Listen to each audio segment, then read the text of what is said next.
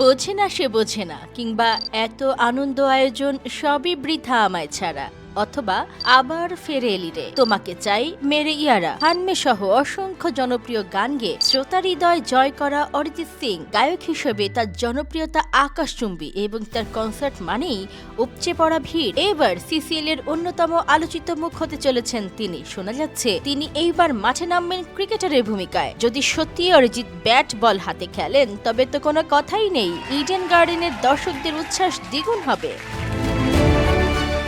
বলিউড বনাম টলিউড তারকারা এবার মুখোমুখি হতে চলেছেন ক্রিকেট মাঠে। সেলিব্রিটি ক্রিকেট লিগ সিসিএল 2025-এর আসর বসছে কলকাতার ঐতিহাসিক ইডেন গার্ডেন স্টেডিয়ামে।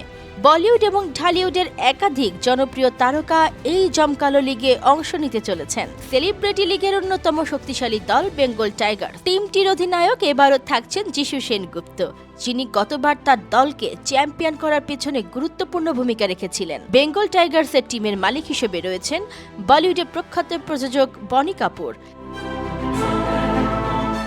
বলিউড তারকারা মুম্বাইয়ের হয়ে খেলবেন। বলিউডের দিক থেকে প্রতিযোগিতায় থাকছেন এক ঝাঁক বড় তারকা। তাদের মধ্যে আছেন সুনীল শেঠি, ববি দেওল, রিতেশ দেশমুখ এবং আরবাজ খান। যদিও তাদের এবার খেলার বিষয়টি এখনো নিশ্চিত নয়, তবে ইডেন গার্ডেন স্টেডিয়ামে তাদের উপস্থিতি দর্শকদের জন্য বিশেষ আকর্ষণ হয়ে উঠবে। এবারের সবচেয়ে বড় চমক হলেন সঙ্গীত শিল্পী শ্রেয়া ঘোষাল। তিনি শুধু গানের জগতে নয়, সিসিএল এ উপস্থিত থেকে তার উপস্থিতি আলাদা মাত্রা যোগ করতে পারে বলে সবাই মনে করছেন।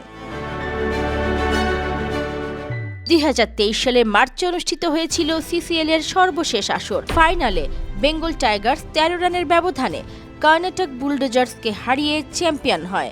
সেই উত্তেজনা এবার আরও বাড়বে বলে আশা করা হচ্ছে।